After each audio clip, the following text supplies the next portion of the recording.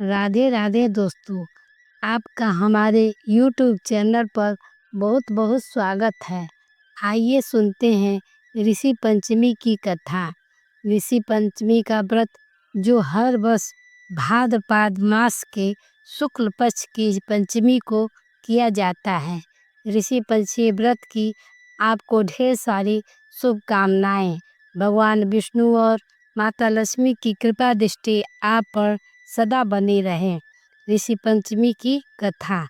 सतयुग में विदर्भ नगरी में सेनजीत नामक राजा हुए थे। वह ऋषियों के समान थे। उन्हीं के राज में एक कृषक सुमित्र था। उसकी पत्नी जयश्री अत्यंत पतिव्रता थी।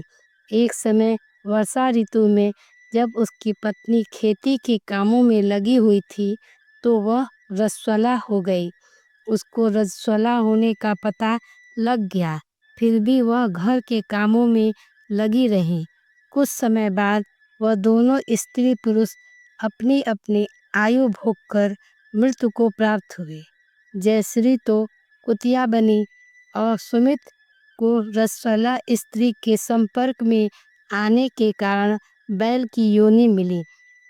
क्योंकि ऋतु दोष के अतिरिक्त इन दोनों का कोई अपराध नहीं था, इसी कारण इन दोनों को अपने पूर्व जन्म का समस्त विवरण याद रहा। वे दोनों कुतिया और बैल के रूप में उसी नगर में अपने बेटे सुचित्र के यहाँ रहने लगे। धर्मात्मा सुचित अपने अतिथियों का पूर्ण सत्कार करता था। अपने पिता के श्राद्ध के दिन उसने अपने घर ब्राह्मणों को भोजन के लिए नाना प्रकार के भोजन बनवाए।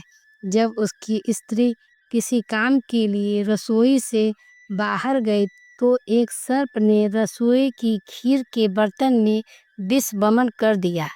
कुतिया के रूप में सुचित्रा की माँ कुछ दूर से सब देख रही थी। पुत्र की बहू के आने पर उसने पुत्र को ब्रह्म हत्या के पाप से बचाने के लिए उस बर्तन में मुंह डाल दिया।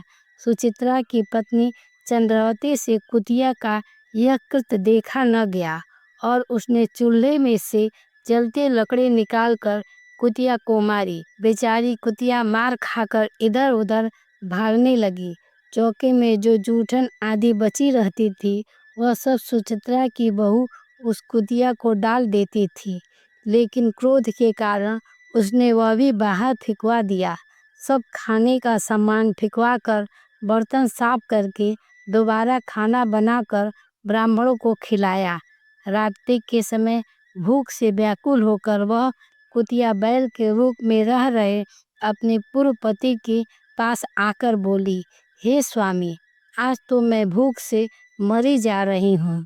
वैसे तो मेरा पुत्र मुझे रोज खाने को देता था, लेकिन आज मुझे कुछ खाने को नहीं मिला। सांप के विष वाले खीर की बर्तन को अनेक ब्रह्म हत्या के भय से छूकर उनके न खाने योग्य कर दिया था। इसी कारण उसकी बहू ने मुझे मारा और खाने को भी कुछ नहीं दिया। तब वह बैल बोला, हे भद्रे, तेरे पापों के कारण तो मैं भी इस योनि में आ पड़ा हूँ और आज बोझा ढोते ढोते मेरी कमर टूट गई। आज मैंने भी खेत में दिन भर हल में जुता रहा। मेरे पुत्र ने आज मुझे भी भोजन नहीं दिया और मुझे मारा भी बहुत। मुझे इस प्रकार का कष्ट देकर उसने इस श्राद्ध को निष्फल कर दिया। अपने माता पिता की इन बातों को सुचित सुन रहा था। उसने उसी समय दोनों को भरपेट भोजन कराया और फिर उनकी दुख से दुखी होकर वन की ओर चला गया। वन में जाकर ऋषियों से पूछा कि मेरे माता पिता किन कर्मों के कारण इस नीची योनि को प्राप्त हुए हैं और अब किस प्रकार से इनको छुटकारा मिल सकता है।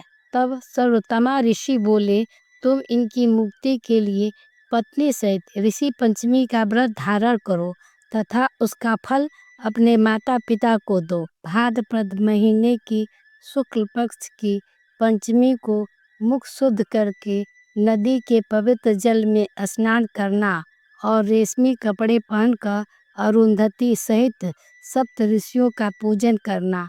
इतना सुनकर सुचित अपने घर लौट आया और अपनी पत्नी सहित विधि विधान से पूजन व्रत किया। उसके पुण्य से माता पिता दोनों पसी योनि से छूट गए। इसलिए जो महिला श्रद्धापूर्वक ऋषि पंचमी का व्रत करती है वह समस्त सांसारिक सुखों को भोग कर वैकुंठ को जाती है। दूसरी कथा।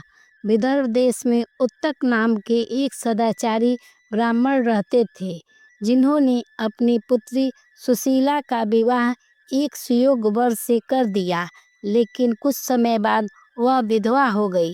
दुखी होकर माता पिता कन्या के साथ गंगा के किनारे कुटिया बनाकर रहने लगे। एक दिन पुत्री सो रही थी कि अचानक उसकी माँ ने देखा कि उसके शरीर पर कीड़े पड़ गए हैं। माँ ने पति से पूछा कि उसकी साध्वी कन्या की यह गति क्यों हुई है। ब्राह्मण ने समाधि लगाकर पता लगाया कि पूर्व जन्म में उसकी पुत्री ब्राह्मणी थी और उसने मासिक धर्म के दौरान घर की वस्तुओं को छुआ था और उसके पति ने भी उसे स्पर्श किया था। धर्मशास्त्र के अनुसार मासिक धर्म के दौरान महिलाएं अपवित्र होती हैं। पुत्री की इस गलती के कारण उसे इस जन्म में कीड़े पड़ने का कष्ट मिला था। ब्राह्मण ने बताया कि यदि पुत्री शुद्ध मन से ऋषि पंचमी का व्रत करे तो उसके सभी दुख दूर हो जाएंगे और उसे अगले जन्म में अटल सौभाग्य प्राप्त होगा। पिता की आज्ञा से पुत्री ने विधि पूर्वक ऋषि पंचमी का व्रत किया। व्रत के प्रभाव से वह सारे दुखों से मुक्त हो गई और अगले जन्म में उसे अच्छे सुखों के साथ अटल सौभाग्य प्राप्त हुआ। इसलिए यह व्रत महिलाओं के लिए अत्यंत महत्वपूर्ण माना जाता है। खासकर मासिक धर्म से जुड़े अनजाने पापों से मुक्ति पाने के लिए महिलाओं को यह व्रत अवश्य करना चाहिए। राधे राधे। ऐसे ही भक्ति से जुड़ी बातों को जानने के लिए हमारे चैनल को सब्सक्राइब करें और घंटी का बटन दबा दें। अगर वीडियो पसंद आए तो उसे लाइक जरूर करें। बाबा भोलेनाथ की कृपा दृष्टि आप पर सदैव बनी रहे। हर हर महादेव की जय।